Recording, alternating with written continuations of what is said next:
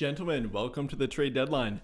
We're nearly there. The deadline's nearly here in about 1 hour from now. The Lakers have obviously done plenty up until this point, trading for Luka Doncic, trading for Mark Williams. Been an absolutely crazy trade deadline, and we'll try to break it all down, try to talk about all of it. Let me know your thoughts, how you're feeling about it. I mean, to me, it feels like a dream yet up until this point. Trading Anthony Davis alone is quite to take a lot to take in, and then trading him for Luka Doncic, trading away Max Christie, now getting Mark Williams with him, and who knows, maybe Rob Pelinka might not even be done yet. It's been a pretty crazy trade deadline, not only for the Lakers, but we're going to open up I got TweetDeck on here. You guys can follow along the live trade deadline with me. And hold on here. There we go, that should be good. But yeah, there are trades happening right now. Shams currently tweeting about stuff. The Suns traded Yusuf Nurkic and a 2026 first-round draft pick to the Charlotte Hornets for a guy, Cody Martin. Caleb Martin got traded yesterday, actually. Can't remember where he got traded to, but I know he got traded. Absolutely craziness. I mean, I think DeAndre Hunter they're talking about might get traded. He did get traded, actually. Per Chris Haynes, Cleveland sent to Atlanta, Karis LeVert, Georges Niang, and draft picks. And now Cleveland has an upgrade for their sixth man, that being DeAndre Hunter. We've talked about him a little bit on the channel here.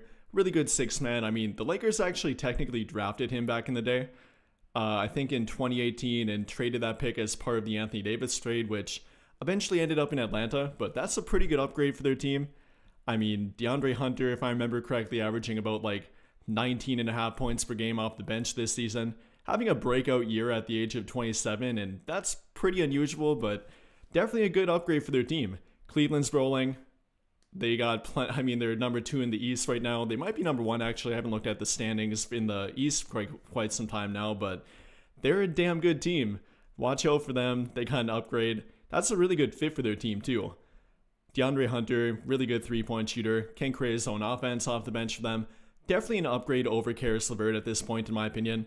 It'll be interesting to see how they kind of make that dynamic fit, but I like that trade for them. You know, we'll find out how many draft picks they actually gave up here. Will it be one first-round draft pick? Will it be a pick swap with that? That'll kind of determine if I think it was worth it or not, but I do like the fit for them here.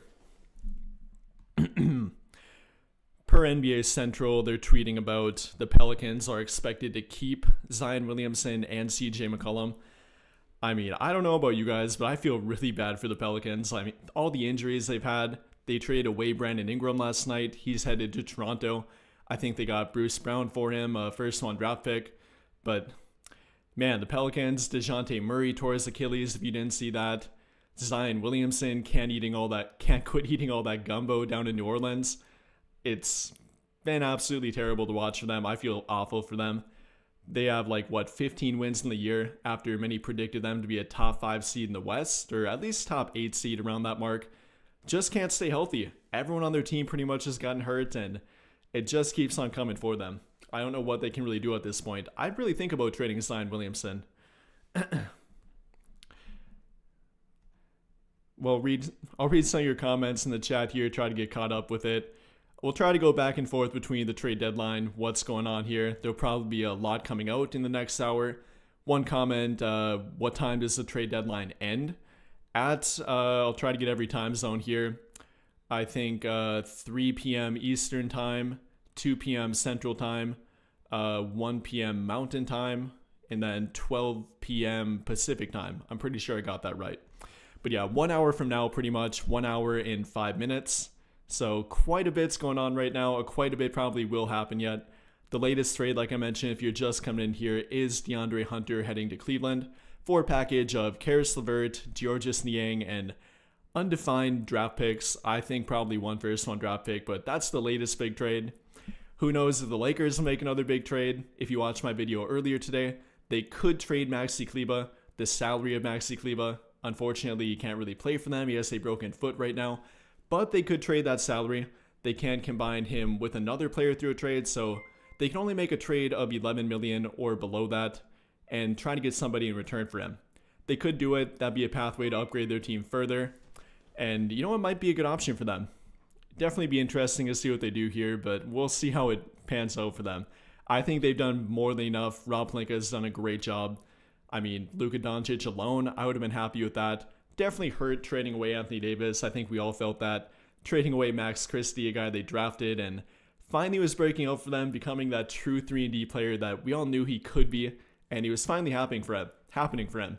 If you watch his Maverick debut, the guy actually dropped 19 points and like 5 of 5 3-point shooting, so made me feel even a little bit more bad about it, but when Luka Doncic finally debuts, I'm sure everything will be forgotten about.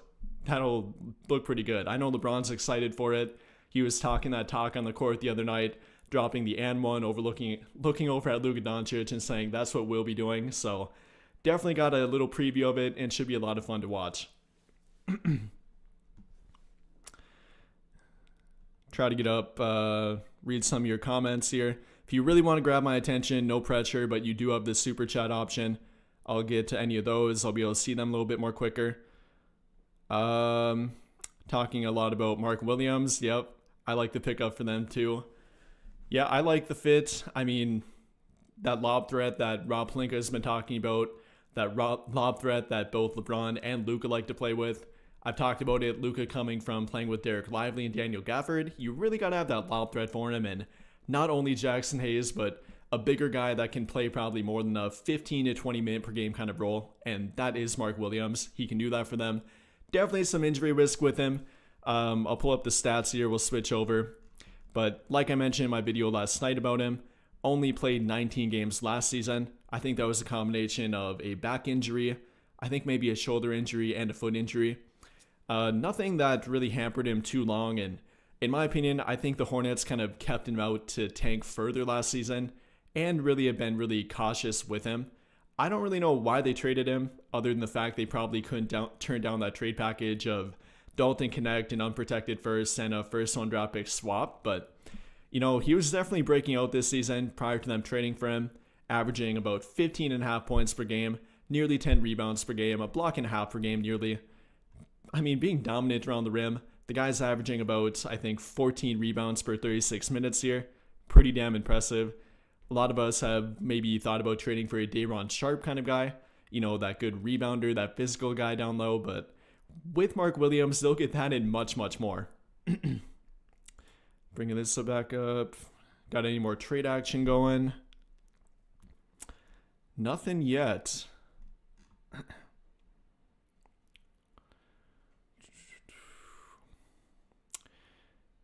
Yeah, they do have a open roster spot now too. After that trade for Mark Williams, they traded not only Dalton Connect, but Cam Reddish with him. So now they're down to a 14-man roster, one available spot. Could that be filled through a trade? They do have a few trade exceptions that they really can't use, unfortunately, like the OB through the buyout market or simply the open market, somebody on the free agent market. Could it be a guy like Torrey Craig, for example? I've seen a few of you commenting that. Could be a guy like Lonnie Walker, some people have mentioned, playing in Europe right now. Could be a guy like Chris Duarte, kind of a 3-and-D guy for them. Not for them, but a 3-and-D guy a little bit up until this point. I've seen comments about him. I think those probably be the top 3 guys and top 3 names I've mentioned or seen so far. Lonnie Walker, Torrey Craig, and Chris Duarte. I think they'd all be pretty good options. You know, I'm not sure about Lonnie Walker's contract situation. Can he come over to the NBA? That would have to be looked into. I have not looked into that yet, but it could be a possibility, I guess. Yeah, I can see that we're all pretty excited about the trade deadline. I'm definitely hyped for it. I did not see all of this coming.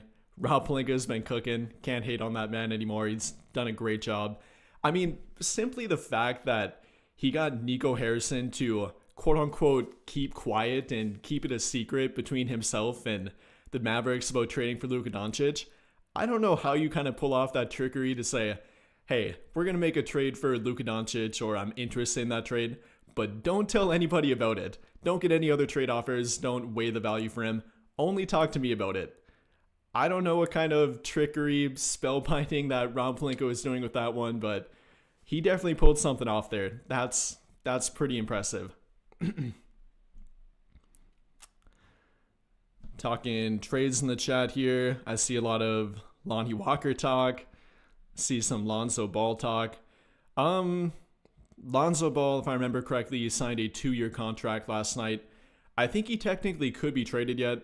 Not that the Lakers will or should trade for him, in my opinion, but he definitely won't be hitting the buyout market.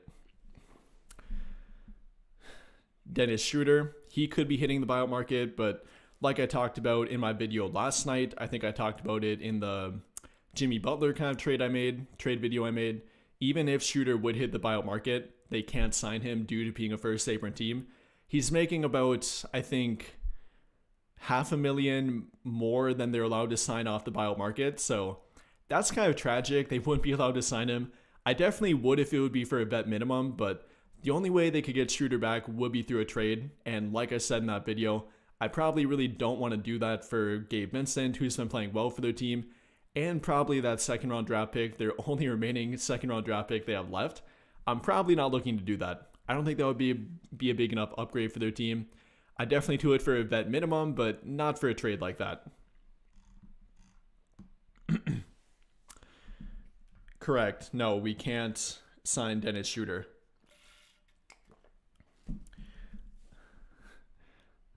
Couple people commenting face reveal. No, I think this is about my 15th live stream. Definitely turn on them post notifications and you won't miss out.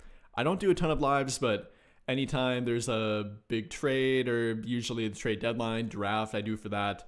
Occasionally after a game if I feel like we need to talk about it further, but I'm usually more about the video type, not too overreactionary, so I don't go live that often, but I do here and there.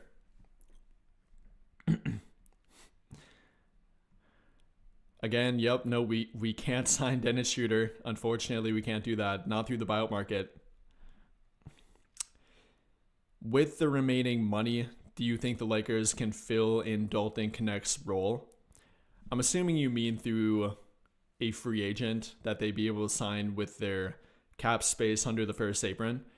I haven't looked at the open market yet. I've talked about a few bio candidates that might hit the buyout market. Maybe a guy like Seth Curry, for example. He could fill that three-point shooting part, but definitely not up to a Dalton Connect anymore. You know, Seth Curry definitely was a really good player, but kind of a little bit washed up now. That'd probably be about the only three-point shooting guy I can think of. There definitely will be more of them, and we'll find out. I mean, maybe a guy like Alec Burks could hit the buyout market. Maybe a Josh Richardson, who, despite being currently hurt, is kind of that 3-and-D option. But Chris Duarte, some people have mentioned, not that great of a three-point shooter, but is kind of filling a 3-and-D role for a team, can kind of fill a 3-and-D role.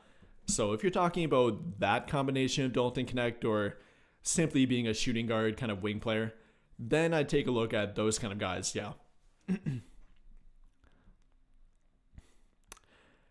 Aaron Nesmith commenting about, I don't think he'll hit the buyout market. I mean, he might be traded, who knows, but I don't think he'll be hitting the buyout market. What are the dark horses in the buyout market?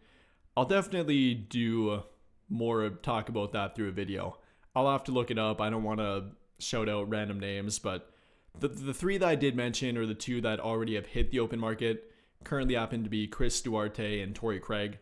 I mean, a guy like PJ Tucker might hit the buyout market if he didn't already, but I'm not looking to sign a 40-year-old PJ Tucker.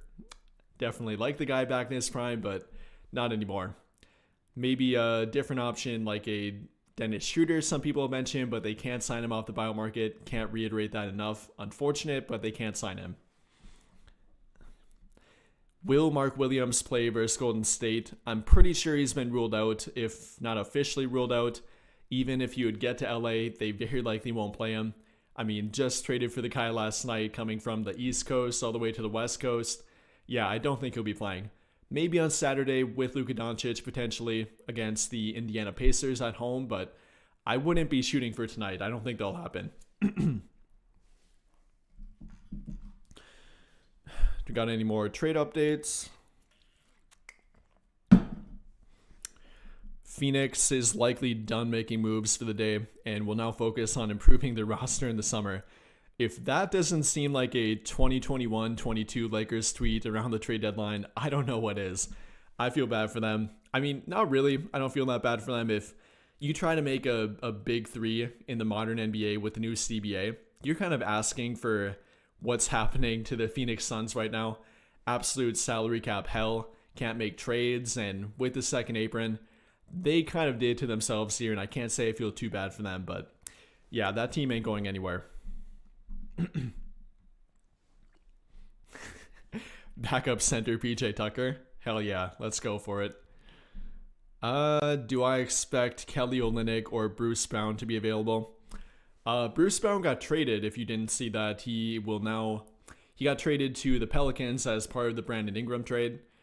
Kelly Olynyk is reportedly on the market. I don't think he's been traded yet, unless I missed that, but maybe he could hit the buyout market. I really doubt it. I think he has one more year on his contract after this one, so probably not. He could be a trade target, but I don't think the Lakers probably will trade for him. If they could do the Maxi Kleber trade for Olynyk, unfortunately they can't. Then he would be a trade target, but they can't go that route.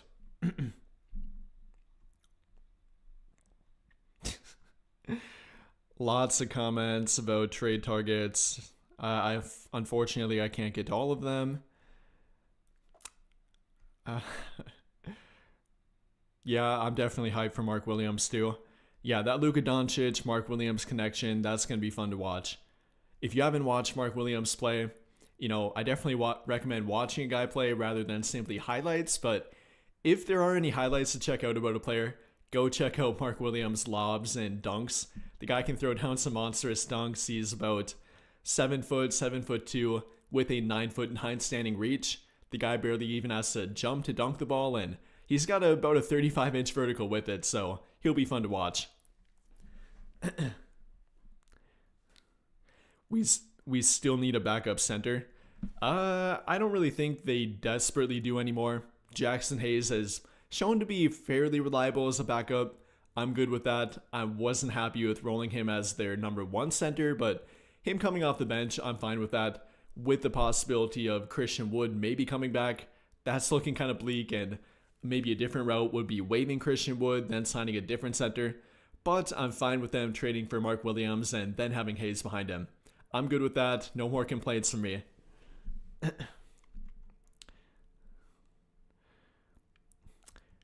Lots of comments. I see some Christian Wood comments.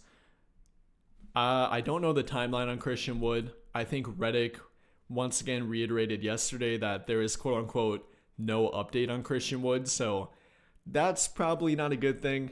We kind of heard the same thing last year, but after he got hurt, and I think about a week later, then we heard he's ramping up, so you never know. It's not sounding good with him, but he's got a little bit of time left. I'm sure he's probably shooting for about a late March, early April return. That's purely speculation on my part, but I really doubt they're going to rush him back, and now after trading for Mark Williams, they're probably not thinking about him too much either. You're a little bit scared for Mark Williams due to being injury prone. Yeah, definitely a risk with him. I talked about it at the beginning of the live stream here. Definitely has some prior injury history, has some back injuries in the past. I think foot, a shoulder injury here and there. Last season only played about, I haven't pulled up here yet, 19 games, but I think a lot of that was precautionary from the Hornets. They were trying to tank, they were trying to win anyway, so they held him out and let him recover much longer than he really needed to. And same with this season. He got hurt, but they held him out for a really long time, and probably longer than they truly needed to. Only played 23 games so far this season out of about 50. But I think a lot of it was precautionary and, reacting to it a little bit too much. But you're not wrong about that. He does have an injury history, and it definitely is a little bit of a risk with him.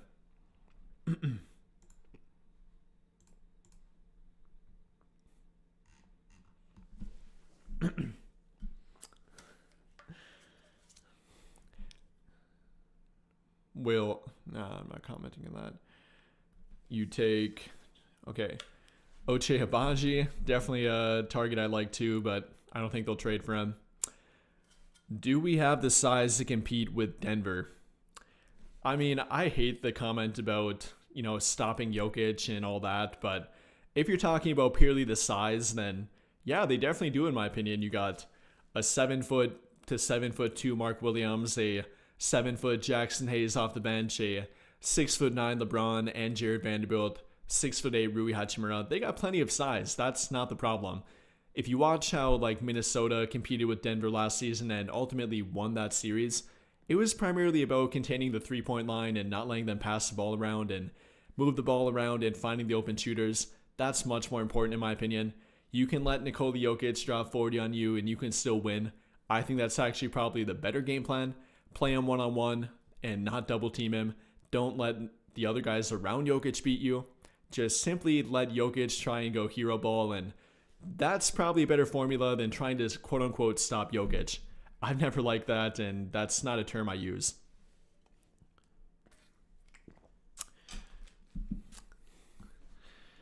Chris Haynes reports that Trae Young really wants to win and that the Spurs had him on their radar prior to trading for De'Aaron Fox. Yeah, I think we've heard about that before. I mean, I've heard about that, Trae Young being on their radar. Ultimately, San Antonio did go with De'Aaron Fox, and I think that's probably the better fit for them. You know, they both would have been really good fits, and that lob connection between Trae Young and Victor Wembanyama would have been legendary, but I think for more of a two-way guy, if he wants to be, De'Aaron Fox can be the better fit, fits their timeline well. I think they both would have worked, but I like the De'Aaron Fox addition for their team. Oh, we got a super chat from the notorious CRG. Appreciate you, my guy. Anything of note happened over the last week or so? Yeah, I think that's sarcasm. Yeah, Luka Doncic, that might be a guy you've heard of. I think that trade happened. He will now be rocking the purple and gold. A guy named Mark Williams they traded for. Maybe you've heard of him. Definitely a good center addition for their team. So plenty of goods happened for their team over the past week. I've probably had to pinch myself about 20 times here. I feel like I'm dreaming yet. You know, a lot of us were feeling very pessimistic, saying Rob Pelinka is meant to sleep, not making a trade. But in fact, he had been talking with the Mavericks for about a month now about trading for Luka Doncic. And that's a lot to take in, but yes, quite a bit's happened over the past week. Yep. Few comments about Trey Jemison. Is Trey Jemison not better than Hayes, or are you missing something? Not better than Hayes, in my opinion, especially if you've been watching the past few games. Hayes has been playing really well for their team, and with, less Anthony Davis on the court, he can find a better rhythm. We've been seeing that. He's a pretty good rebounder for their team. The knock on Hayes for me happens to be the fouling and IQ. That can show up here and there, but I'm never mad about the energy he plays with. Really goes after rebounds hard now. Tries to protect the rim, really gets confused about the verticality, trying to defend with that, but is a great lob threat. And again, with Luka Doncic, that should be a good fit. Between Hayes and Mark Williams, I think that's kind of the perfect combination for their team. Both are great lob threats, can get about 12 feet above 2 feet above the rim, 12 feet off the ground. Those are two great vertical threats to them. Kind of in some ways replicate a Derek Lively and Daniel Gafford combination, not quite to that level. But I like what they're thinking here, and I would keep Hayes as their backup center. I like Trey Jemison for a two-way contract, but not better than Hayes in my opinion. You hope they trade Kleba and get under the apron. That would be another option too. I don't think they can make that trade with the Charlotte Hornets anymore, and that was one of the few teams they could do it with. They might be able to with a team like Washington. I think they have about 12 million below the first apron. So yeah, they could salary dump Kleba to a team like that, but I'm not sure they'll go that route. If they do trade him, I'd prefer to get back a shooting guard, wing player in return for him. I've talked about, obviously not Cody Martin anymore. He got traded to Phoenix, but earlier in my video, I talked about a guy like in Ayo Dosunmu. I think I mentioned Corey Kispert. A couple guys that might be available for that first round draft pick kind of swap price, maybe that second round draft pick with it. I think a guy like Ayo Dosunmu would be an absolute dream. A good combo guard, can play a little bit of small forward if needed. Good playmaker, good defender, good three-point shooter. That would kind of be the luxury addition for their team at this point. I'm not sure they really have a need left, quote unquote, with, a Luka Doncic and other guys being able to play at point guard, shooting guard, and small forward. But that would kind of be the dream for me. Notorious CRG again with a super chat. Appreciate the 5. Glad to make a live stream finally. It's amazing how Rob Pelinka really flipped the script on himself in just a week. I'm very optimistic. Yeah, definitely agree with you. I mean, Rob Pelinka haters have now turned into Rob Pelinka enjoyers. The guy, like I said, was in the dark for about a month, but apparently was talking with Nico Harrison that entire month for Luka Doncic. And like about 2 years ago at this time when he traded for Jared Vanderbilt, Malik Beasley, and D'Lo, everyone went from hating Rob Pelinka to then loving Rob Pelinka. That can change in about a few months if they would have a bad playoff run, but yeah, Rob Pelinka is definitely back in the good graces of Laker fans and probably is one of the most highly regarded general managers in the league at this moment. But yeah, definitely agree with you. And yeah, appreciate you checking on live stream. Don't do much for them, but anytime a trade deadline's going on, NBA draft, always will be a live stream for an event like that. Io sound good. Yeah, Io Sumnu would be my kind of final dream target for their team. And, I keep saying dream target, but they're making NBA 2K-ish kind of trades right now with Luka Doncic and Mark Williams, so you really can't rule anything out. I thought there would be a lot more trade action right now, but maybe other teams are pushing it right to the deadline.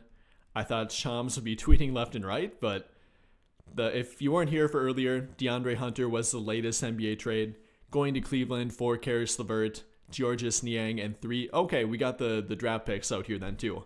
3 second-round draft picks and 2 swaps, likely meaning first-round draft pick swaps. Quite a bit to give up there for DeAndre Hunter. Karis LeVert's a pretty good role player, about 31, 32 years old here at this point, so they did get younger with that trade. I think DeAndre Hunter is 27, so about a 5-year difference there. 3 second-round draft picks, that's not that bad. I think that would have been more than worth it, but 2 first-round draft pick swaps, that might be something to take advantage of in the future. I'm not sure what years they might be in, but who knows how that works. You're always a little bit worried to trade a first-round draft pick swap.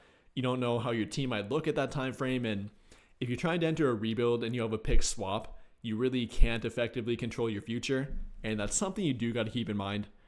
For a team like the Lakers too, they traded 2 future first-round draft pick swaps for Mark Williams, and around that time frame, if they're trying to enter a rebuild or a little bit of a rehaul with Luka Doncic, that might be difficult for them.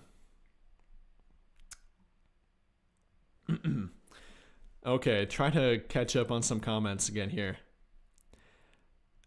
Talking about Chris Duarte, Io Sumnu. Yep, I like both of them. You would like to get Josh Okogie. I mentioned him in my video earlier today, but he's currently hurt. I think he'll be out for about a month, so probably not a guy I'd target. Was Dalton Connect a deal breaker in the Williams trade for me?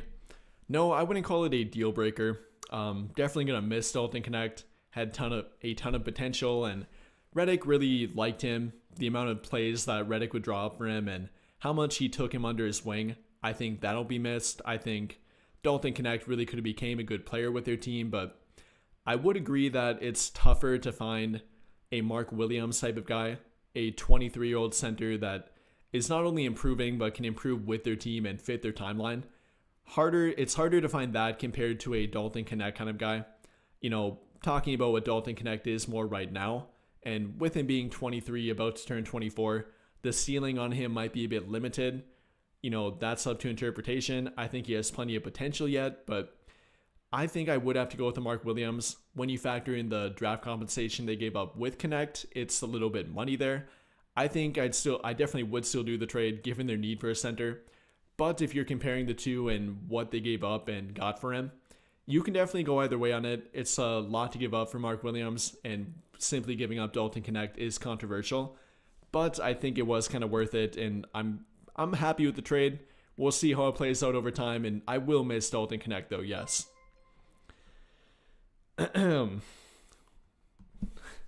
Another super chat from the notorious CRG. Appreciate you, my guy. Any NBA centers in the past you would compare Mark Williams with? Oh, yeah. He's definitely that traditional big man. I've seen some people kind of comparing him to a Dwight Howard. I'm not sure I do that. I definitely have to think on that. I think a little bit of about like a Terry Cummings kind of guy without the 3-point shooting that Terry Cummings kind of developed later. I think he's a little bit bigger than Terry Cummings, but has a little bit of on-ball ability around the post.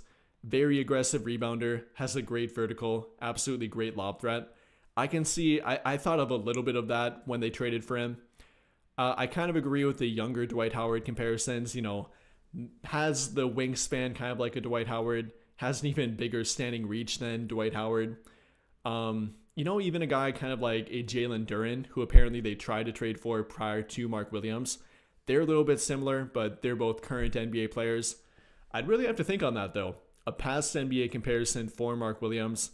If you guys can think of a comparison for him in the comments, leave it below. I'll try to get back to it. But yeah, the only one I really thought of initially kind of was that Terry Cummings. You got to think of a really athletic center, one with really long arms, and Terry Cummings kind of was that a little bit. Yeah. I hate to end it there, but I can't think of anyone else off the top of my head. Okay, we have another trade coming in here, though. Per Shams, the Clippers have traded Terrence Mann and Bones Highland to the Atlanta Hawks for Bogdan Bogdanovic and 3 second-round draft picks. Wow, okay. I mean, they spent years saying that they wouldn't trade Terrence Mann. I think that was even what they held out for a long time in the James Harden trade. And now they traded him with 3 second-round draft picks for Bogdan Bogdanovic. That's kind of a weird trade for them, in my opinion. I like it. They definitely need more offense off the bench. And, we're talking about a Lakers rival here, so maybe I shouldn't be hoping for it, but I like to evaluate a team and what they did. So I like to trade for them for a win-now kind of move. I'm not sure they should have given up on Terrence Mann like that with 3 second-round draft picks, but hey, I guess it fits their team right now. I talked about Bogdan Bogdanovic a couple of days ago, actually. We'll pull up the numbers on him. Was having an underwhelming season. I think was shooting about 30% from 3, and by far a career low for him. Yeah, by far. Up until this point, the guy had never shot below 36% from 3. So something going on with him. I think it might simply be coming back from an injury. I think he had a foot injury earlier this season and simply not being happy in Atlanta anymore. They greatly decreased the role that he was playing, about 5 minutes per game less than last season.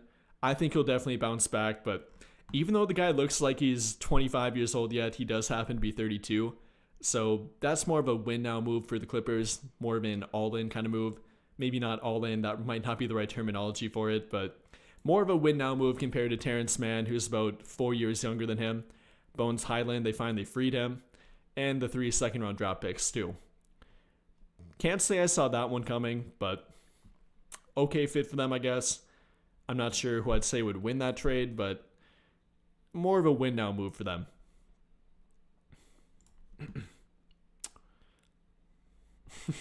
Bogdan is bad this year.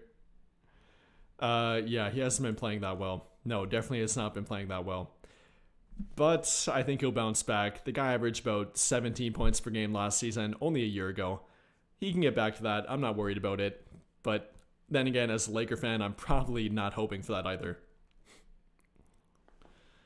Okay, bring back tweet shift here. Tweet deck. The Washington Wizards reportedly had a trade lined up last season with the Mavericks for Kyle Kuzma that would have netted them 2 first-round draft picks. But Kyle Kuzma vetoed it, per Brian Windhorst. Yeah, that's kind of funny. They got Chris Middleton for him, a washed-up Chris Middleton at that, but yeah, they definitely got less for him this season than they could have got last season. So a pretty bad look for them. Per Jake Fisher, Golden State is the only realistic landing spot for Nikola Vucevic left on the current trade market.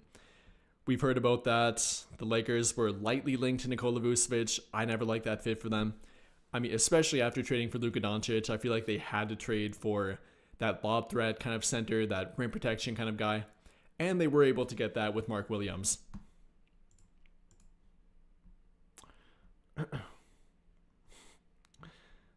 At 11:59, the Trey trade will be announced. That would be interesting. I don't know if Trae Young would really be traded anywhere yet this season, but he definitely does not appear to be that happy in Atlanta right now.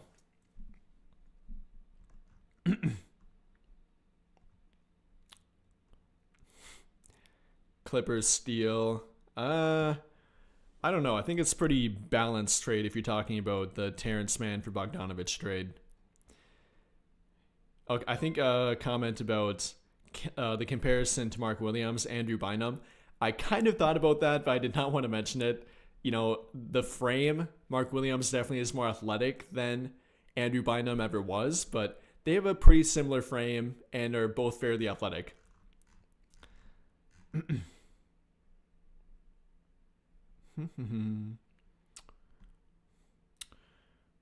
Bogdanovich at fire sale.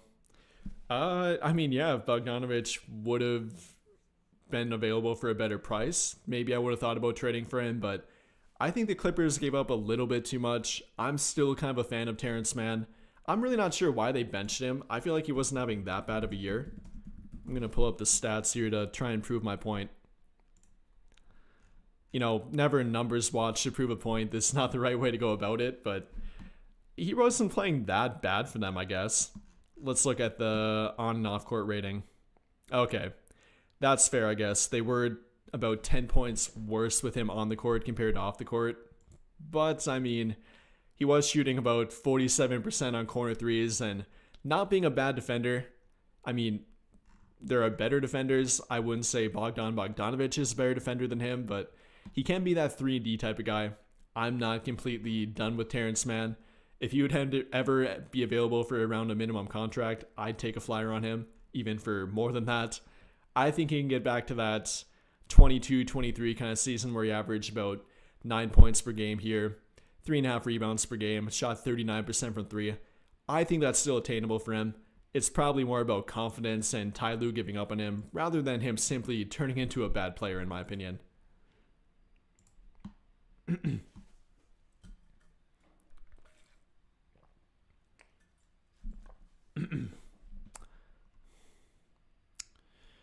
You think the Lakers are done making trades? I kind of think that too. I wouldn't be entirely shocked from simply the way they've shocked us with making trades, but I would say they're probably done. The only thing I'm really hoping left for is that Maxi Kleber trade. I'd rather trade that salary rather than have him sit there and do nothing. If you're not aware, the guy does have a broken foot, likely won't be back this season, or if he is, it probably won't be for some time yet. Notorious CRG, appreciate it again, my guy. Appreciate you. Terry Cummings was a blast from the past. Any chance we can get a young Dominique Wilkins on the wing? Anyone I can think of that... I don't think anyone's that athletic compared to Dominique Wilkins that is on the open market. If you would trade for a Derrick Jones Jr., that would be about the only guy I can think of, but he definitely won't be come available. In the open market, though, if you're talking about simply an athletic guy, you know, Torrey Craig at one time was pretty athletic, probably not the guy you're thinking of. Chris Duarte, fairly athletic. I mean, Lonnie Walker, definitely not a Dominique Wilkins, but if you're simply looking for a highlight guy, then yeah, maybe that kind of athletic ability. Lonnie Walker could come over from Europe, but I'm not sure they can get a Dominique Wilkins. That'd be fun. Maybe we'll talk about a guy they could draft with that kind of athletic ability, but not on the open market, unfortunately. Appreciate the comment, though. Appreciate the support. Can we pass away Kleber? Yeah, they can trade him. They just can't trade somebody with Maxi Kleber. So what I mean by that, through a trade, let's pull up the old cursed trade machine here. I think you guys can see it with me. For example, if they would trade Maxi Kleber, and I'll pull up a trade they could do it with, realistically. What's one I showed earlier? We'll pull up Chicago. So yeah, they can trade Maxi Kleber and that $11 million salary, but they can't combine anyone with him. He has an aggregation restriction, meaning that you can't combine anyone with that player through a trade, and you can only trade that player alone through a trade. So yes, they can trade him, but between the aggregation thing and them being a first apron team, they can't take back more money in return for him. So they can only take back a player making under $11 million. And an option for that, like I mentioned, could be a guy like Jalen Smith, but they feel their need at center, so I would assume New could be an option. Definitely would be my dream option at this point, and not a very realistic one. you'd have to trade definitely one pick swap, that 2028 pick swap. I imagine maybe the 2026 pick swap, maybe the second round draft pick, and at that point they would have no trade assets left. So if they do that, sure, but if not, I'm not too mad about it either.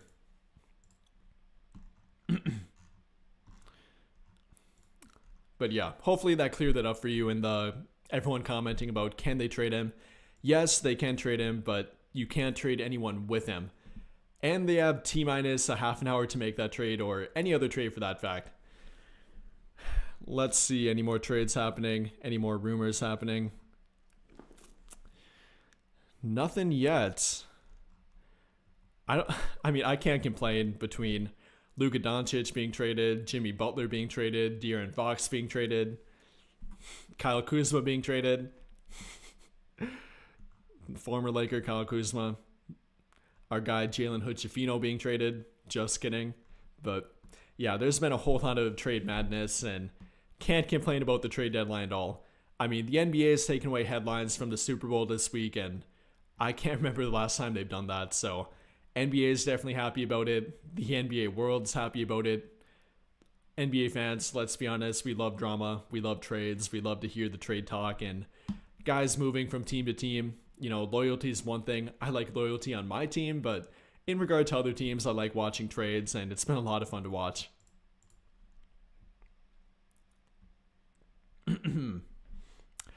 What players in the market make less than 11 million and are 3-and-D? I showed you one with Ayo Dosunmu. I mentioned one before he got traded, like Cody Martin. Other than that, there are not very many. I had a really tough time finding guys to make that video with. And not only that, but teams that can take back money in return for them. So we'd be talking about trading Maxi Kleber to a rebuilding team, then trying to find a 3-and-D guy for him, and not taking back money in return. That's a lot of qualifications, and there are not many teams you can really make that trade with. A team like Portland, for example, unfortunately, we can't trade for Matisse Thybulle. I nearly mentioned that, but apparently Matisse Thybulle has an $11.25 million contract, so they can't make that trade with Kleber. But they could technically make a trade for a guy like Duop Reith, not a 3-and-D option, but a big man option. Delano Banton they could technically trade for. Not quite 3-and-D, but a 6'9" point guard. Yeah, I'm kind of running out of guys to mention other than Ayo Dosunmu. That's kind of the last one left in my opinion. Really can't make a trade with Miami. They don't have enough room under the first apron. Like I said, not many options left. Atlanta has pretty much no room under the first apron. I nearly mentioned Larry Nance Jr., but he makes a little bit above 11 million. Just not many options to trade Maxi Kleber with. Toronto might have an option. I mean, you could trade for Chris Boucher. He's kind of 3-and-D, not a 3-and-D wing, but is a 3-and-D kind of power forward center hybrid. So he could be an option for you, but not a whole lot of them.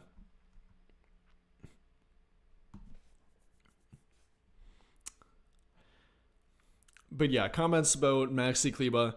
There are definitely a lot of reasons to trade him, but like the comment I'm looking at here, he is Luka Doncic's guy, so he might not want them to trade him. I'm sure he wouldn't care that much with Dorian Finney-Smith being there already, and that's kind of his best friend, quote unquote, but yeah, he probably would like Kleber to stick around. No more trades yet.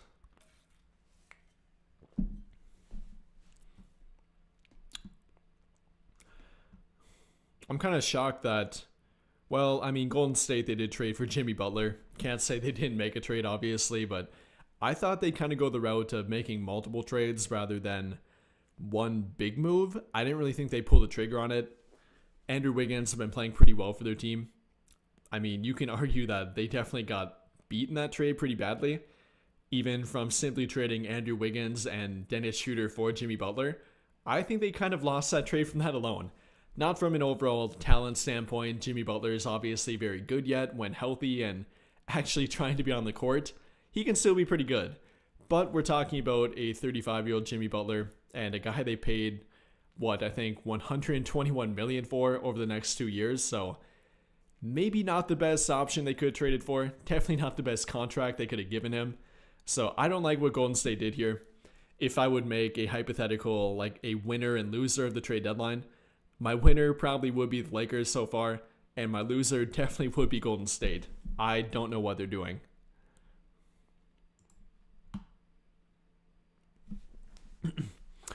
Yep, we got about T-minus a half an hour, 25 minutes until the trade deadline.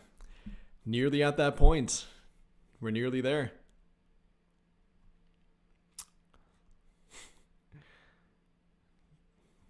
Comment, why is it called the apron? Isn't that something you wear to cook?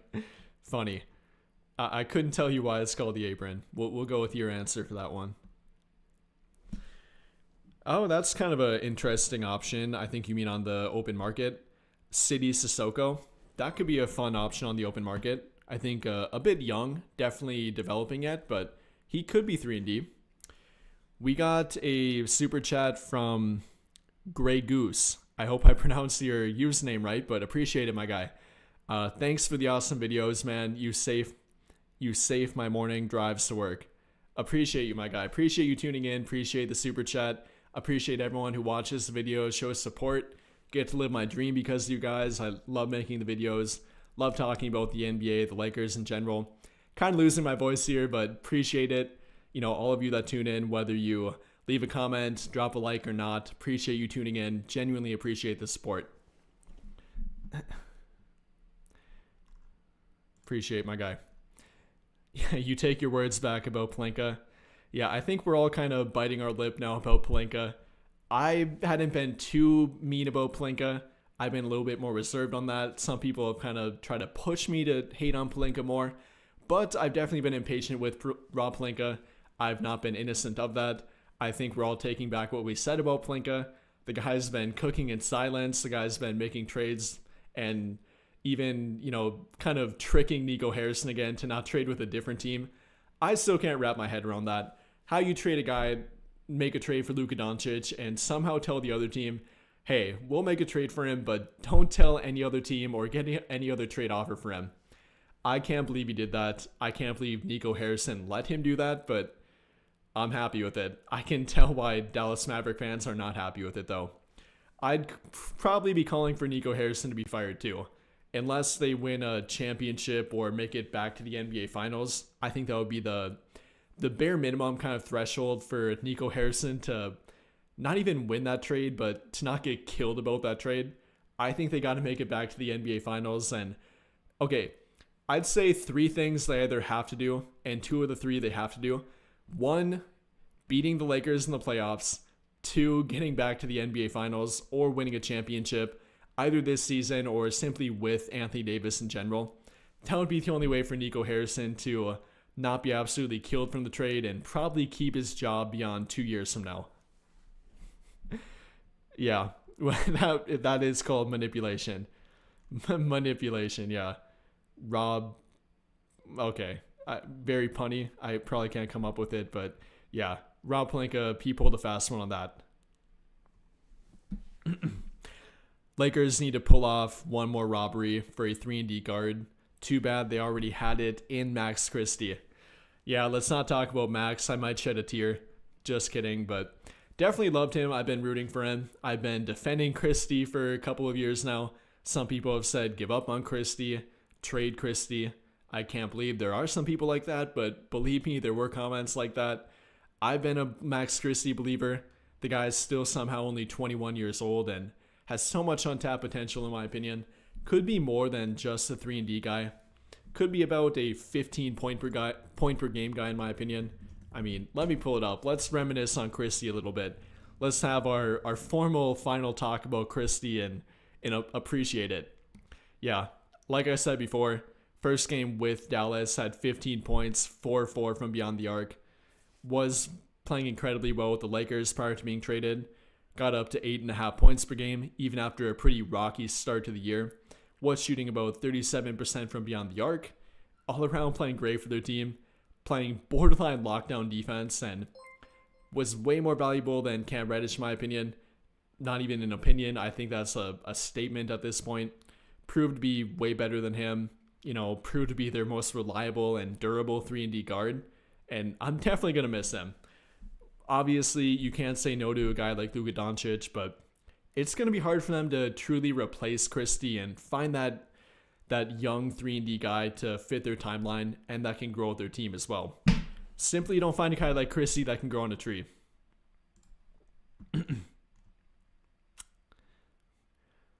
Okay, we got a new member. Appreciate it, Christopher Gilbert. Welcome to the channel.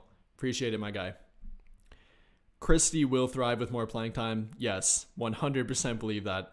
If he's not getting about 30 to 35 minutes per game with Dallas, I would call for Jason Kidd's head. I mean, maybe not that far, but definitely I'd question him. I don't know what he'd be doing. He's like I said, that 3-and-D kind of player you can't find just anywhere. And I think they believe that too. They traded Quentin Grimes away after trading for Max Christie, kind of opening up more playing time for him and directly filling him into that spot. So yeah, Christie's going to be great for them. I have no doubt about it. He'll have a 15-year NBA career if he can stay healthy. No doubt about it. I think he'll become that 15 to 18 point per game kind of guy. A role player that will probably make about $10 million below the maximum level contract every year. And just all around that guy that you want in your team. Can be that glue guy. He'll grow with their team for another 5 years here. So much like about what they got with Max Christie. But obviously a lot to like with Luka Doncic being a Laker too. Okay, let's catch up. Any more trades to talk about? We got Atlanta trading Cody Zeller and Houston's 2028 second round draft pick to the Rockets.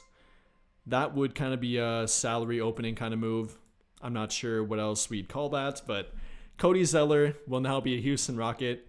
I'm sure he'll hit the buyout market. I'm not sure I'd pick him up, but another trade in the books here. All right, we got another super chat from, I can't read your complete name here. I think it's Swamming something. Sorry, can't read the full name with the way I have the chat pulled up, but I appreciate the 8, my guy. What do we do with Grandpa Morris? He's kind of that veteran leader for their team at this point. I think he's been with Dallas for 2 years in that role. I don't know what happened to the guy after he had that Nikola Jokic confrontation where he got absolutely decked and pushed over. He had that neck injury, and he's simply never been the same after that. I think he'll be that veteran leader for them. It's good to have a guy that's been with their team and won a championship with their team too. It's hard to believe it's about 5 years ago at this point, but Markieff Morris did fill a big role for them and won a championship with their team. So I'm more than happy to have him as their veteran leader, keep him for the rest of the season. I don't think I'd waive him. They could waive him. I definitely go the route more of trying to trade that Maxi Kleber contract in the next 15 minutes here if they can, whether it be for a guard, a wing, or simply to salary dump him. I'd probably go that route rather than dumping Grandpa Morris, but yeah, that's pretty funny. They do got Markieff Morris back. I keep forgetting about that. Hard to remember that with the Luka Doncic trade, the Mark Williams trade, and everything that's gone on here. Markieff Morris does happen to be a Laker again too. But yeah, appreciate the super chat, my guy. Catch up on a few comments. Lakers need Josh Green or Ayo Dosunmu. Yeah, I mentioned Josh Green quite a bit. If you can continuously get back former Luka Doncic teammates, they got Dorian Finney-Smith. Unfortunately, Maxi Kleber isn't healthy. They got Christian Wood. I forgot to mention that in my latest Luka Doncic video that I talked about with kind of chemistry and all that. But if Christian Wood would ever get healthy, they had some pretty good chemistry on the court too. Christian Wood can be a lob threat a little bit, is coming off a knee injury, so we'll see if he ever comes back and how he might look like that, but is a former Luka Doncic teammate, so can't be mad about that. They have plenty of good fits around him, plenty of good chemistry around him, both on the court and off the court. Oh, wow, okay. Kind of lost my train of thought, but the Pistons are trading for Dennis Schroeder. If you didn't know, Schroeder got traded last night as part of the Jimmy Butler trade. He ended up in Utah, and he definitely did not want to be in Utah. So the Pistons are now trading for Dennis Schroeder. I wonder if they'll simply expand the trade. And I think per Chris Haynes here, they are. Dennis Schroeder is being rerouted to the Detroit Pistons as part of the Jimmy Butler trade. So that's interesting. The Pistons are taking on that contract. They get another backup point guard behind Cade Cunningham, and they might be looking to make a playoff push here. Okay, we got another super chat. I appreciate it, my guy. Let me pop out the chat here. Christopher Gilbert. I worry that the Lakers will keep paying LeBron the max, another opt-out and 1+1 renewal, to where we'll be handicapped going forward. What are your thoughts? With them trading for Luka Doncic and everything they've done, and LeBron being very supportive of it, he offered to take a pay cut this offseason if they signed, I think the list was Jonas Valanciunas, DeMar DeRozan, Klay Thompson, or I think they're the 3 or 4 guys that I mentioned. So if you take a pay cut, they wouldn't be too handicapped by him anymore. I'm not even sure I'd call him a handicap with, he's 40, but the guy's playing at a max level contract level yet, coming off, a 30-point game, nearly triple-double. So I'm not too mad about it. Yes, I agree there is some handicap kind of setback with it in regard to the new CBA and staying under that first and second apron. It can be difficult. We saw it this offseason. He had to take that $1 million pay cut for them to remain under the second apron. So they do have to work around with it. But I think LeBron will work with them, trading for Luka Doncic, going all in on a team that he's playing on, and he's been very happy about it, been very supportive about it, and so I think he'll work directly with them. I wouldn't be shocked if he'd take under a max contract, whether it be $10 million below a max contract, $20 million below it. The guy doesn't need the money. He makes way more money off the court than he does on the court for their team, so I think he'll work with them, and that's kind of my speculation, but I think he would be open to it. And they won't be too handicapped by it. But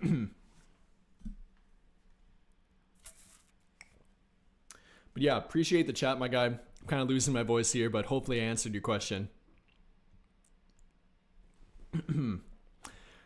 Josh Okogie, Isaac Okoro, Gary Harris, Buddy Hield, Aaron Nesmith. Those match up with Kleber's salary. What about those names? I mentioned Josh Okogie, currently hurt. Isaac Okoro, they'd be trading with a first apron team with Cleveland, so I'm not sure they could really make that work. It would have to be a 3-team trade. Gary Harris playing for the Orlando Magic. I guess we could look that one up real quick. How far are the Magic? Okay, the Magic have a lot of first apron room. Yes, they technically could make that trade for Gary Harris. I don't know why Orlando would do that with them. They probably don't want to help them out that much. Maybe they would, who knows, but yeah, they could make that trade. That's not a bad option. I like that option. But for what they'd ask for Gary Harris in return, it would definitely be a first round draft pick swap at the bare minimum. Probably that second round draft pick with him. But yeah, I think that's a good mention. That's creative. I didn't think of that one. So good mention. I like that. I'm not sure they do it though, but hey, not a bad option. Buddy Hield and Aaron Nesmith you mentioned too. Like I said, I don't really look at trades too much with contenders or a first apron team. I know Golden State, I'm pretty positive they're a first apron team. Indiana, they might be a first apron team. We can look that one up too. Where are they at here? No, they're actually below the first apron. Could they make that trade work? Let's look it up.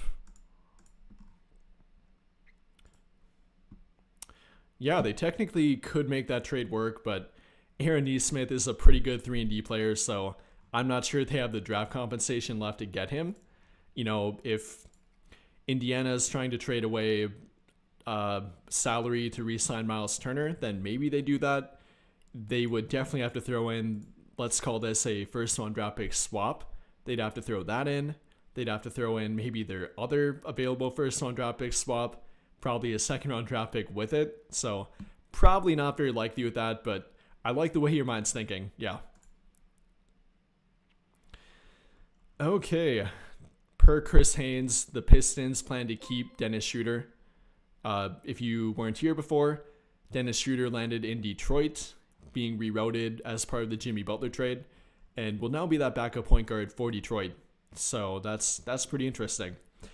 Okay, I thought we had a Kevin Durant trade for a second, but it's a rumor per Bob Myers. The Grizzlies reportedly made a call on Kevin Durant. We've heard about them trying to make trades and being open to making a trade. So who knows? Maybe in 10 minutes here, they might try to make that trade. We got one more super chat here from Too Easy. Get off me, boy. Appreciate the $2. I appreciate it. Thoughts on the Dalton trade? It got me sad. Yeah, me too. When I initially pulled up the trade, the first thing I read was Dalton Connect being traded. So I'm like, oh God, who they trade Dalton Connect for? That initially got me sad, but then when I seen it was for a 23-year-old center like Mark Williams, it made me feel a lot better about it. Not only the similar timeline with Mark Williams, he can grow with their team, can grow with Luka Doncic, but then fills that big need for their team. They needed a center, and with him being a great fit in my opinion, that lob threat, physical, good defensive-minded center does have improvement on defense, but can be good at times, is an athletic rim protector, good lob threat. It made me feel a lot better about it. So yes, I'm sad about it too. I'll miss Dalton Connect. Definitely will follow him and keep up with him in Charlotte. I think he'll turn into about a 15 to 20 point per game kind of guy. Whether or not he ever becomes a good defender is definitely a question and something he'll have to prove wrong or right in that regard. But yes, I'll miss him. I think it was worth it, but I definitely will miss Dalton Connect. Appreciate the super chat though.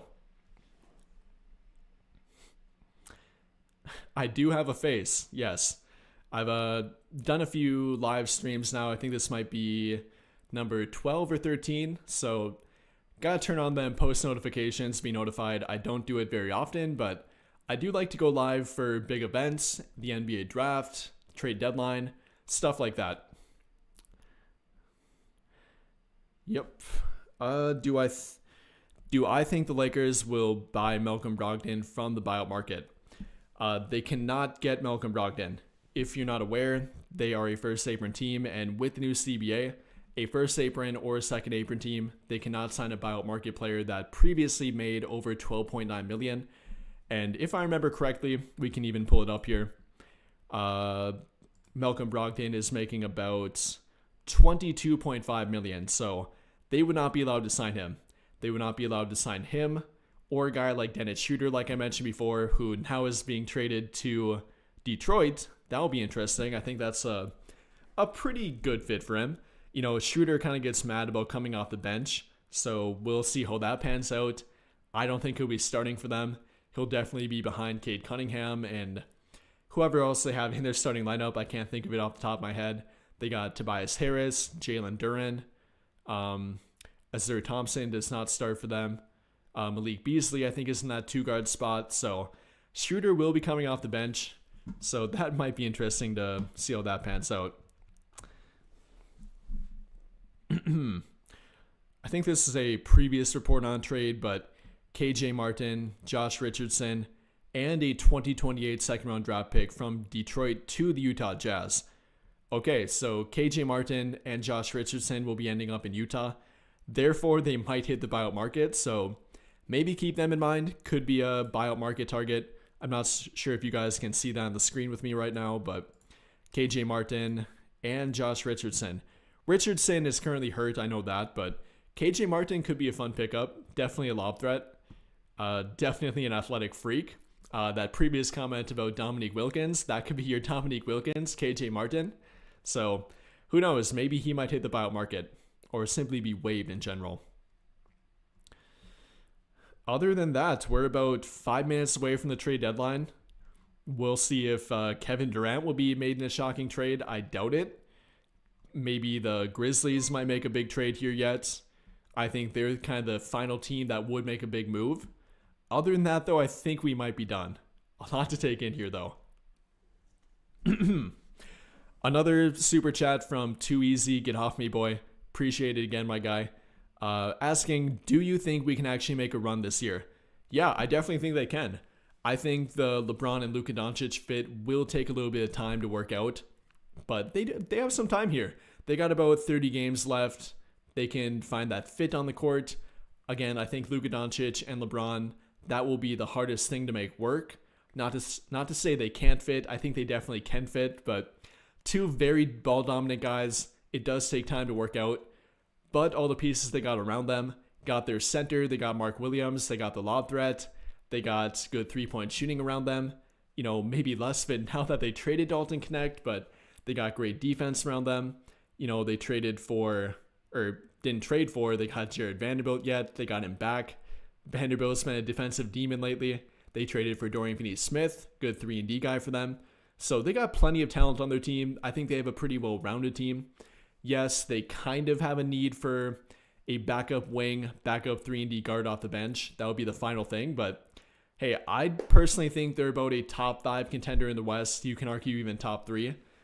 I'd put them up there with a team like Denver in the West, Dallas. Maybe if they can get back to that, they're the previous reigning Western Conference champion. But yeah, to answer your question, yes, I think they can make a run. No doubt about it. LeBron's definitely motivated. Luka Doncic is pissed off for the Mavericks calling him fat, basically, saying that he weighs too much. Wasn't sure if he'd sign a contract with them. So yeah, plenty of motivation to make a run. Even if it's not a deep run this year, I think they'll look good again next year. So yeah, I think they're definitely in contention, to answer your question. Can I see Christian Wood being a key piece if he would come back? I can see him coming back and being in the rotation. I wouldn't call him a key piece, quote unquote, but I could see him coming back. He worked pretty well with Luka Doncic in Dallas.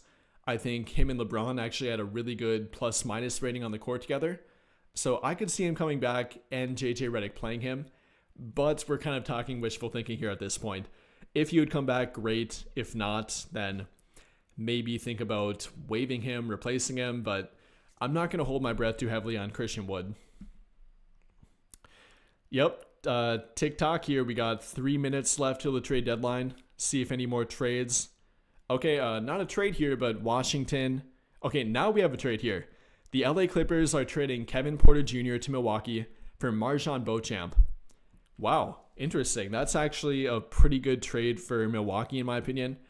I was really high on MarJon Beauchamp, but he has turned into pretty much nothing, unfortunately. And they're definitely getting an upgrade with Kevin Porter Jr. Say what you want about him, about the background with him. I'm not a fan of that part about him, but he is a talented player. The Bucks needed more scoring punch off the bench. They needed more depth in general. And now they're getting it with Kevin Porter Jr. So pretty good trade for them. What I was going to say prior to that is that Washington announced that they have waived Reggie Jackson. Maybe prior to trading Luka Doncic, I would have been happy about that, saying maybe the Lakers should go after him. But not anymore. So just to kind of take that off the board, I probably wouldn't go after Reggie Jackson. I wouldn't hate it, I guess. Could give them some 3-point shooting, playmaking off the bench, but probably not my ideal trade or buyout market target.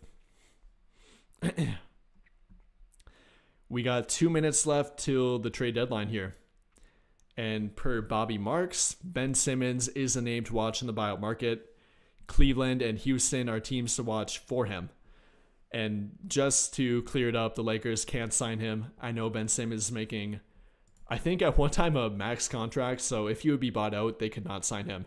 Yeah, $40.3 million. So that's about $30 million more than they would be allowed to sign off the buyout market. So no Ben Simmons. They can't sign him off the buyout market.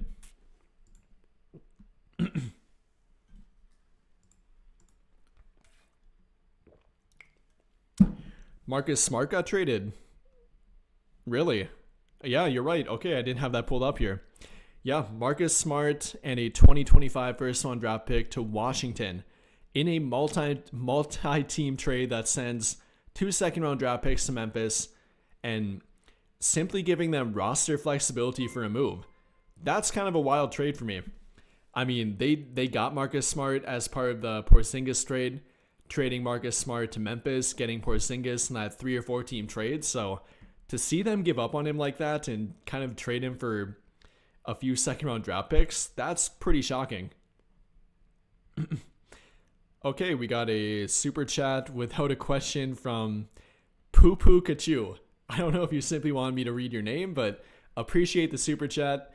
If you... Okay, yeah, you left a comment after that. I'll read your comment here. What do you think the potential of getting Miles Turner in the offseason? Probably not too high. Indiana, if they would keep him beyond the trade deadline, which they obviously are, I think. They have 1 minute left to trade him. I think that's a pretty good indicator that they will re-sign him. Could the Lakers get him? Technically, yes. They can make a trade for him, but it would be pretty difficult. At that point, it would be a sign and trade. And with the sign and trade rules, with the new CBA, that would be pretty difficult. I don't find it very likely, but yes, I'd love Miles Turner to be a Laker. I think that would be a great fit, but after trading for Mark Williams, I think that's pretty much off the table.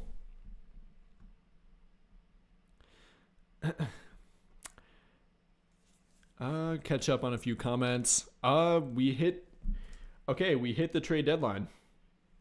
But I think one more trade did roll in here. Yep, per Chris Haynes, the Sacramento Kings are acquiring Jake LaRavia from Memphis. I wonder if that's part of the Marcus Smart trade. I think it probably is.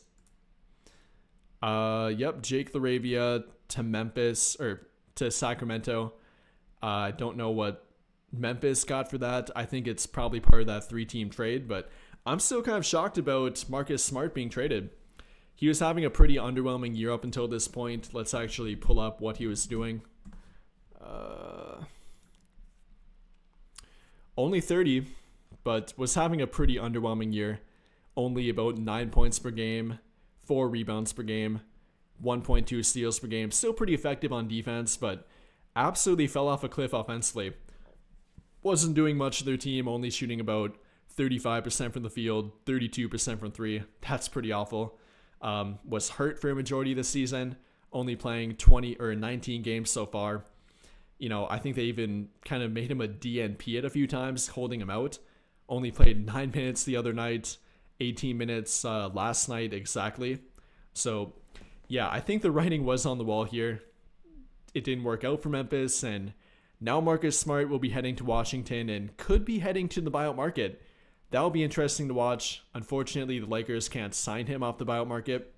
He has a $20.2 million salary here and is signed for next year too. So I think Washington probably will keep him. They'll probably try to trade him during the offseason, not probably waive him or send him to the buyout market.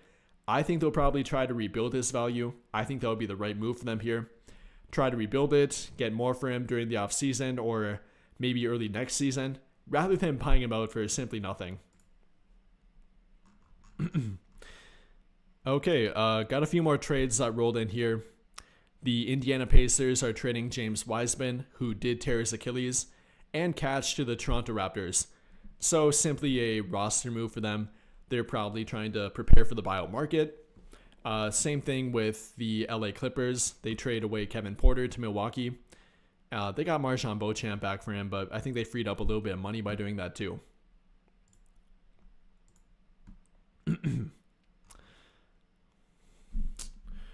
Yeah, we're at the trade deadline though. That's kind of crazy. We got plenty of trades to talk about here. I mean, from Jimmy Butler being traded last night, we got Schroeder being rerouted as part of that trade. Dennis Schroeder ending up with Detroit. Kevin Porter ending up in Milwaukee here. Washington getting Marcus Smart. So much to take in. Atlanta, they trade away DeAndre Hunter if you weren't here before. Cleveland Cavaliers traded for DeAndre Hunter, trading Karis LeVert to Atlanta. Bogdan Bogdanovic got traded to the LA Clippers. Yeah, a lot to talk about here. Cody Martin got traded to Phoenix that was about 2 hours ago now. Yeah, trade deadline madness, and that's only the minor trades. We got, of course, Jimmy Butler got traded. De'Aaron Fox got traded. Luka Doncic got traded. Mark Williams got traded. So much to talk about. Absolute craziness at the trade deadline. I couldn't say I saw much of any of this coming. If you would have asked me about 2 weeks ago who would be traded at the trade deadline, I would have told you probably Jimmy Butler, De'Aaron Fox, maybe a guy like Marcus Smart. I probably would have said that. Apart from that, though, like any other big names that got traded, like Luka Doncic, Mark Williams, Chris Middleton, Kyle Kuzma, if you want to count him, I definitely wouldn't have predicted that or said that. And it's been absolutely wild to see how many people get traded. And All the trades that happened in a short time frame here too. I don't know if we're not updating or people subbing to the channel, but if you're tuning into the live stream for the first time, appreciate it. Don't do a lot of them, but anytime a trade deadline or NBA draft roll around, I will be doing a live stream. So yeah, appreciate you guys tuning in and checking out and hanging out with me for the trade deadline. We'll go through a few more trades yet, but we'll wrap it up here pretty quick. Okay, confirmation. Golden State, they're done making trades. Look for them to be aggressive in the buyout market. If that doesn't sound like a 2022 Lakers tweet, I don't know what is. Obviously, Golden State, they made their big trade. They traded for Jimmy Butler. But I think they actually, I'm not going to say they got worse right now, but they definitely did get worse in the long-term future with that trade. I don't know how you trade Andrew Wiggins, Dennis Schroeder, an unprotected first-round draft pick, and then give Jimmy Butler a max contract with that. That's madness, in my opinion. I can't believe they did that. I don't know what they're thinking with that, but hey, more power to them, I guess. They probably won't be a contender in about a year or two, so good for them.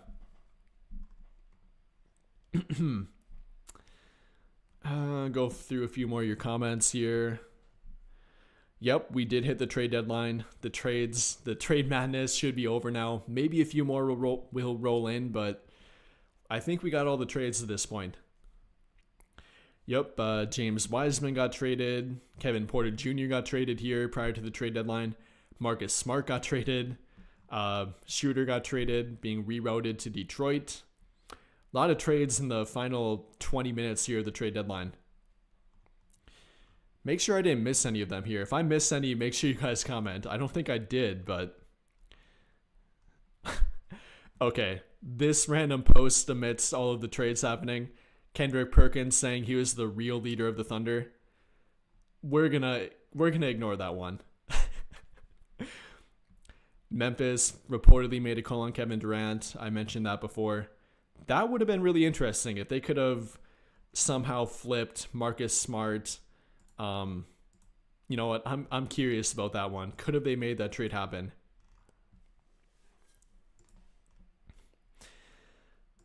Could they have traded Marcus Smart, Brandon Clark, Luke Kennard? Nope, we need more than that.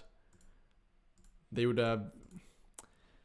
What they could have done here is probably... Would that be too much? Yeah, it would be. Yeah, I don't know how they could have made a trade work for Kevin Durant. They could have maybe done Brandon Clark, Marcus Smart. Yeah, I don't know how they make that trade work. A 5-for-1 player kind of trade. I guess they could have done that.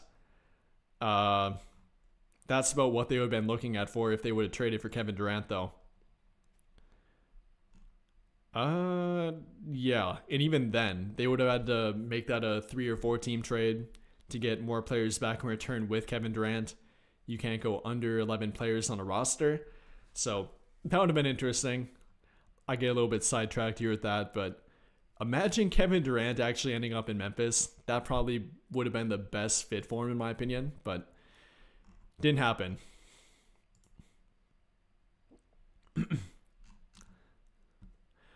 Okay, the Dallas Mavericks were reportedly very aggressive trying to get Kevin Durant as well, per Ian Begley of, I think, the New York Times or SNY TV. Interesting. If Dallas would have gotten Kevin Durant with Anthony Davis and Kyrie Irving, that might have been a pretty interesting fit there. You know, their timeline would have shrunk to about 2 years at the maximum, but that could have been a top tier championship contender right there. That's interesting. But yeah, Shams confirmed earlier the Suns were not moving Kevin Durant.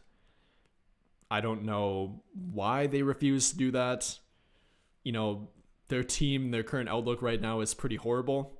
But hey, if they want to continue being around that play-in tournament spot, more power to them, I guess.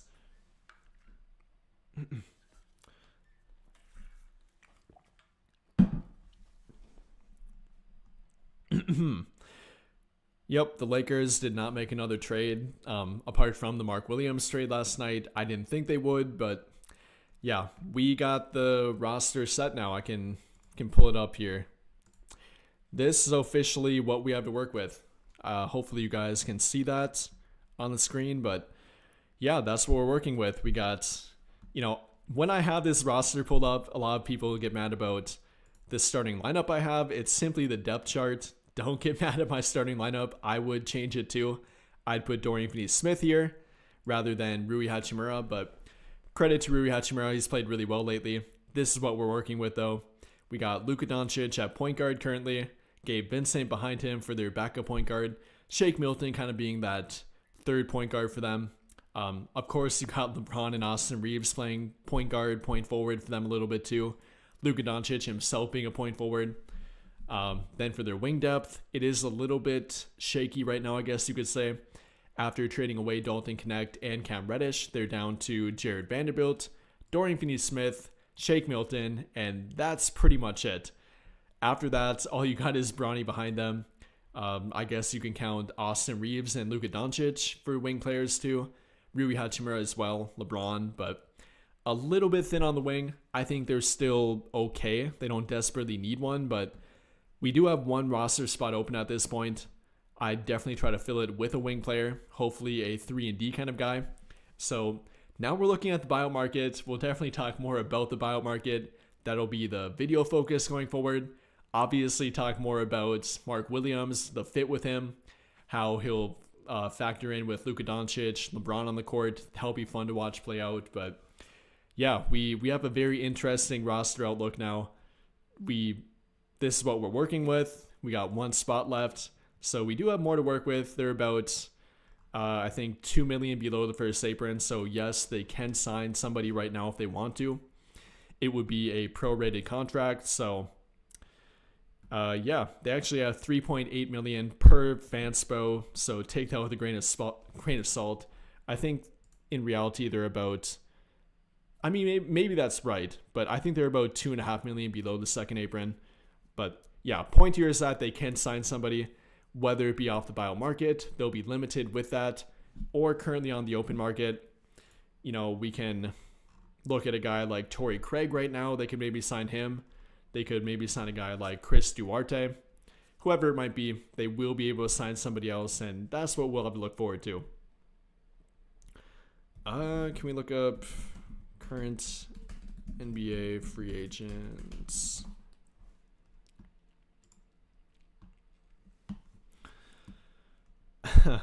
That's okay. We gotta go to 2024 here. Available. Okay. This is what we're kind of looking on the open market right now. I'm not sure it's fully updated. Like I'm sure they won't have Torrey Craig on here, but you got a guy like Markelle Fultz, Robert Covington, Cedi Osman currently playing in Europe, Reggie Bullock, kind of a lot of washed up guys right here. A washed up JaVale McGee, a washed up Justin Holiday. So yeah, the open market's not looking too great quite yet, but more guys definitely will hit the buyout market.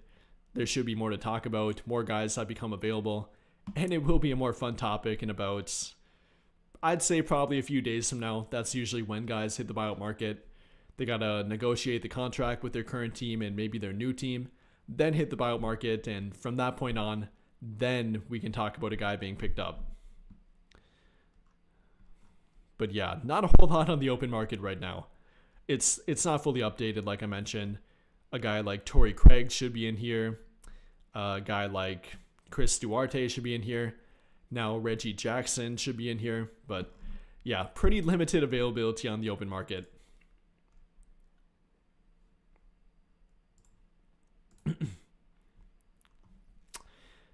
Okay. Per Chris Haynes, Trae Young's future with the Hawks is quote-unquote murky. I think we saw that one coming after they traded away guys like Bogdan Bogdanovic, DeAndre Hunter, not giving him more help, and Jalen Johnson currently being hurt. Yeah, I could see why he might not be too happy in Atlanta. You know, will he request a trade or not? I don't know. The Lakers definitely won't be the team that would trade for him. They got their guy in Luka Doncic, but who knows? Maybe Trae Young might hit the trade market, might request a trade. Atlanta is kind of going nowhere right now, so that might be a name to watch.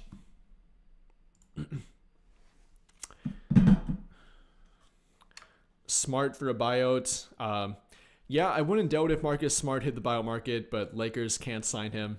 They are not allowed to sign anybody with a salary above 12.9 million, and Marcus Smart is making more than that. Yeah, I think that answers a few questions here. No, they cannot get Marcus Smart.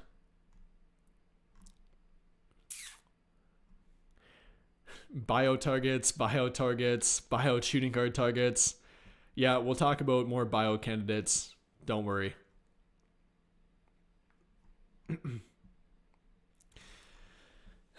All right, though. I think that pretty much wraps it up.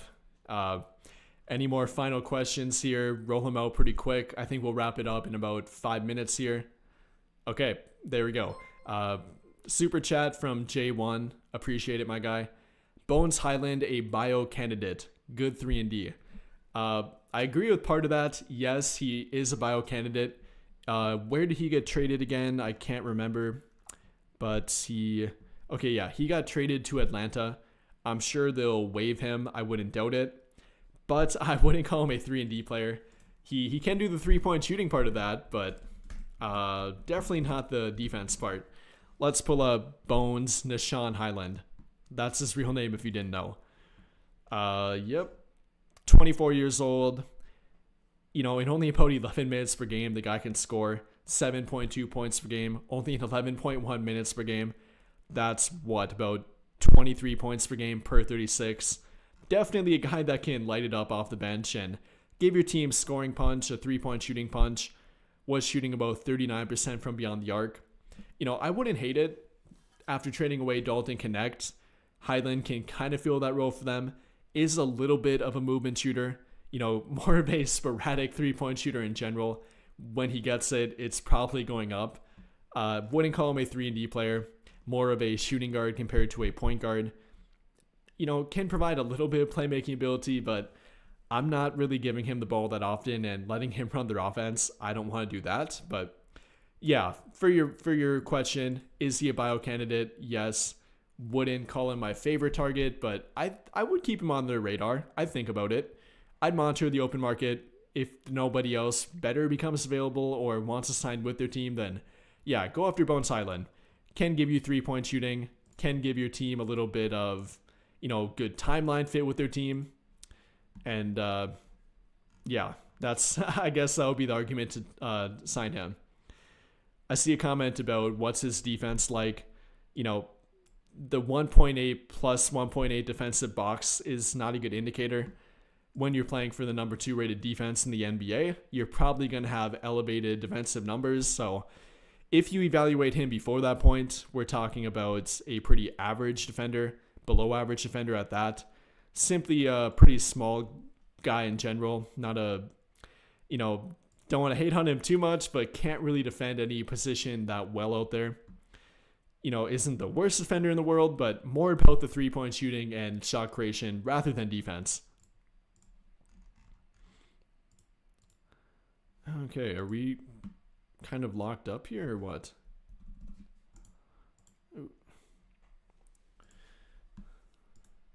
Okay, I think okay, hopefully you guys didn't get kicked out there for a second, but had to refresh. But yeah, Bones Highland, not a terrible candidate, but maybe not my favorite candidate. Now you can put a face to the voice. Yep, there you go. You tuned into a live stream. Appreciate it. I've done a few of them, but they might be hard to catch. So appreciate everyone that did tune in. We'll wrap it up here pretty quickly, but more live streams in the future for events like the NBA draft. I think I'll probably do them. I'm not going to promise anything, but maybe during live games, during the playoffs, during the postseason, around that time, maybe we'll do that. Maybe more post-game live streams. I kind of prefer the video format. That's more about what you guys know with my channel, what you're used to. So I try to give you guys that. But I try to throw in an occasional live stream. Hopefully you enjoyed it. Hopefully if you tuned in for the first time, you want to tune in again. So yeah, that's kind of the info on that.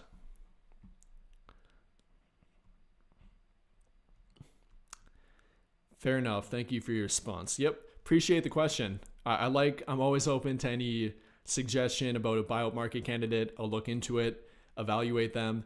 We talk about plenty of trade candidates and always open to any idea.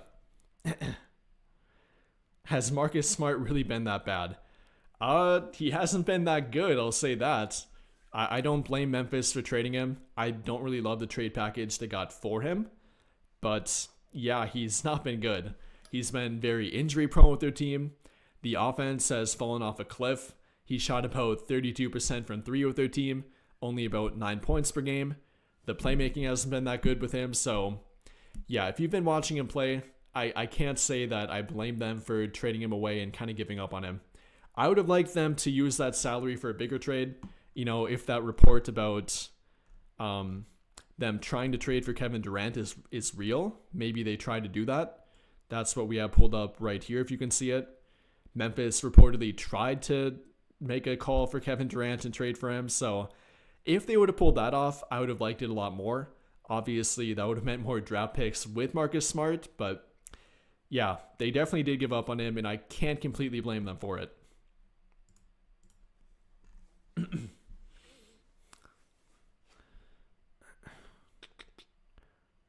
Couple more comments, then we'll end the live stream. Maybe I'll do a video before the game tonight, but appreciate you guys tuning in again. Can't reiterate that enough. Genuinely appreciate the support. You guys literally let me do my dream, talk about the NBA and Lakers all day. Can't thank you enough. I genuinely appreciate it. I don't get to say it enough, but I really do appreciate it.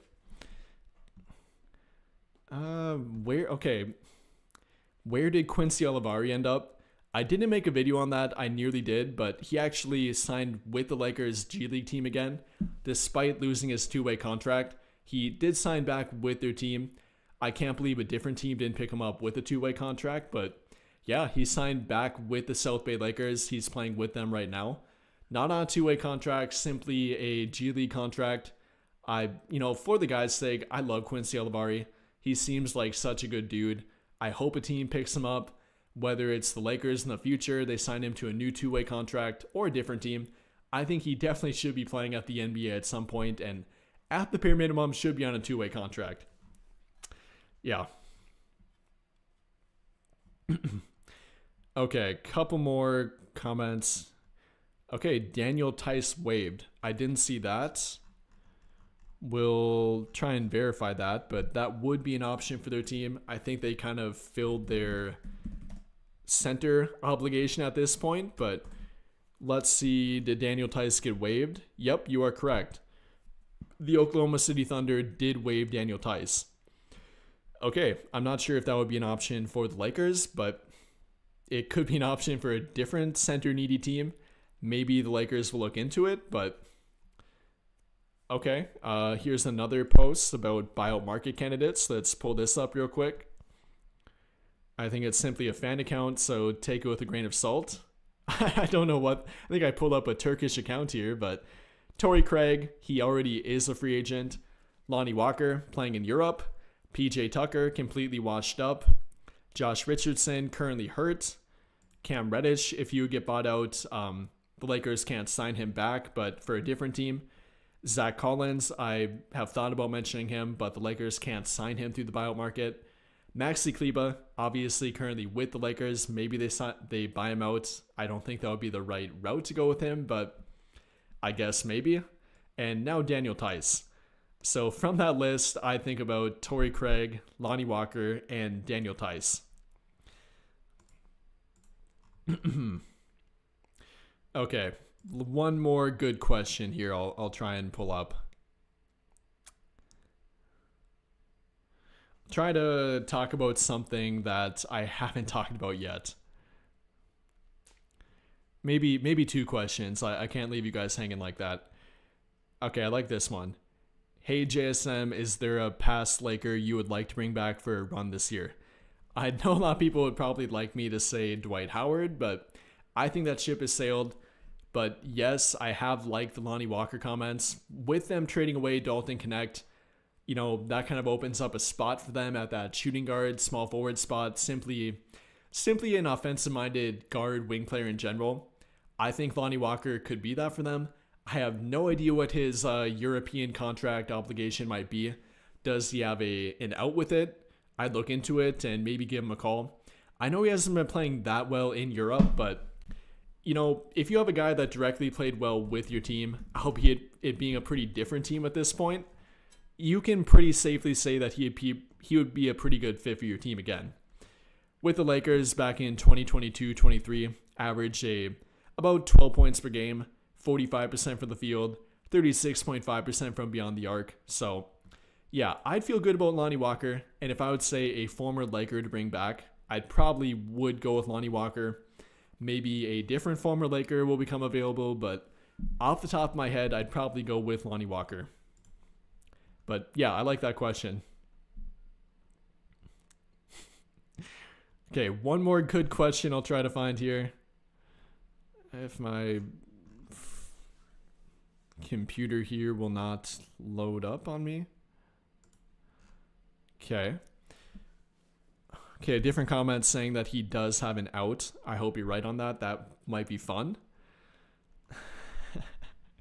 Couple of funny comments here, but I'll try to pick out one more good comment that I can give a pretty good detailed explanation on. Let me try to refresh. Keep commenting. I might like a newer comment more. Not saying any comments are bad, but trying to pick out one more good comment. Okay, I see a lot of Josh Richardson comments. I've made previous videos about Josh Richardson in the past, so I'll go with this one.